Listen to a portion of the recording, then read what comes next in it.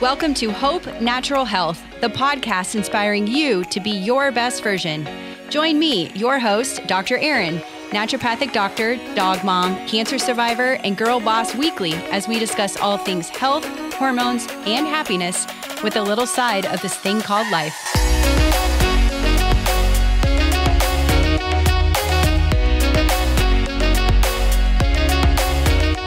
Welcome back to the Hope Natural Health podcast, where I try to get you healthy the right way. And if you listened to last week's episode all about what the dye, you learned all about food dyes. And if you missed it, go back and check it out. This week, we are going to be talking about cramps. Every woman's favorite subject, cramps. It's also known as dysmenorrhea, which is the medical term for period pain or cramps, as we like to say. So what causes cramps? I think a lot of women out there have a really bad cramps, and they don't think that that is abnormal for them because it's normal for them. But what I hope for you to get out of this podcast is that tolerable cramps are okay. When we're taking fistfuls of ibuprofen or Motrin or whatever, that is not okay. If you're wrapped up in the fetal position in your bed with a heating pad, having to call out of work or call in sick to your job, this is not okay. So I will explain why we have cramps and then a little bit about what we can do about them. So what causes cramps? Basically, the long and short is something called prostaglandins. And prostaglandins for menstrual purposes are hormone-like substances that actually cause our uterus to contract. And what drives prostaglandins is estrogen. And there is a previous episode 11, where I talk all about estrogen dominance and how this can cause a lot of other PMS symptoms, including cramps. But if we have more estrogen and not enough progesterone, this actually will influence our period pain and the amount of prostaglandins that we have. So prostaglandins are actually found in almost every tissue in our body, including the receptors in our uterus. So when we have these cramps, we obviously want to take something that will make them feel better because nobody likes to be in pain, right? So that's why we take an NSAID or a non-steroidal anti-inflammatory. And NSAIDs help with cramps because they actually inhibit prostaglandin production. So it's kind of like another Band-Aid. It's inhibiting the prostaglandin production. But my goal is for you to get to the root cause of why you have the period pain in the first place and not to take a pill for your ill. So it's likely you might have too much of our wonderful hormone called estrogen, or maybe you have too much estrogen and a very little amount of progesterone. So that's where getting lab testing is so important. So again, what is abnormal? Tolerable period cramps are normal. When you're taking fistfuls of ibuprofen, this is not normal. So there are a few things that you can do about them. One, I highly recommend that you get your labs checked so that we can see where the imbalances are. But you will find some trends here when I talk on the podcast about some of my favorite things. And one of my favorite things for period pain is magnesium. And magnesium is not only helpful for period pain, but it's involved in over 300 metabolic processes in the body.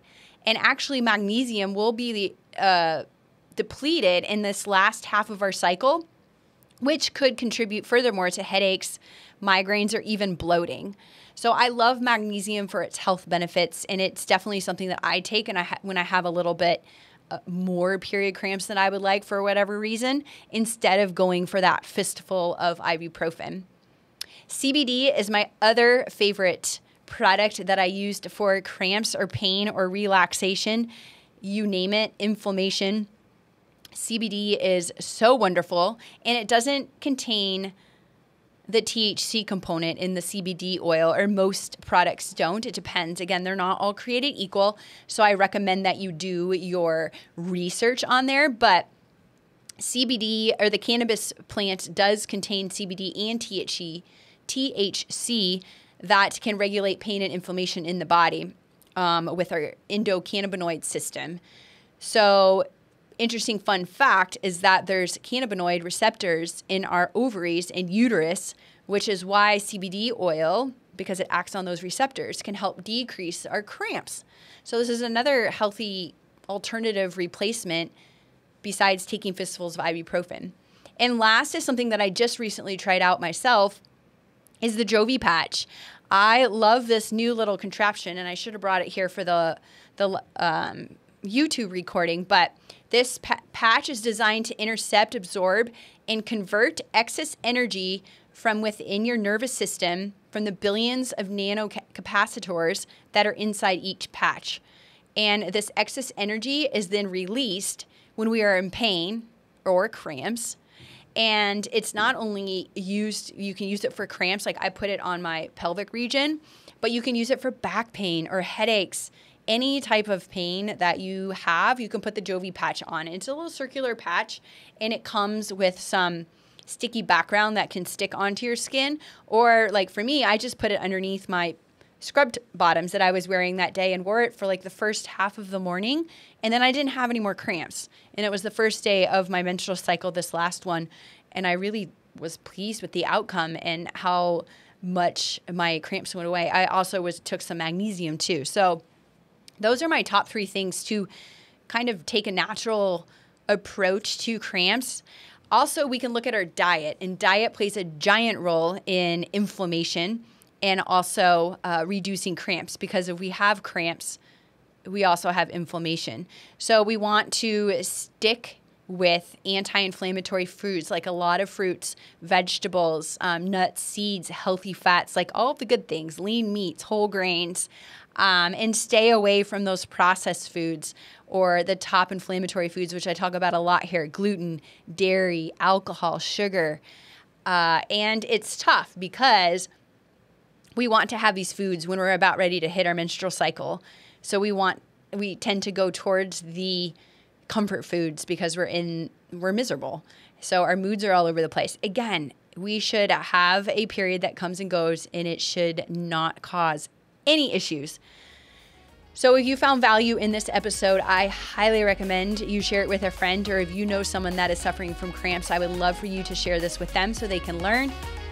And I will see you all next week.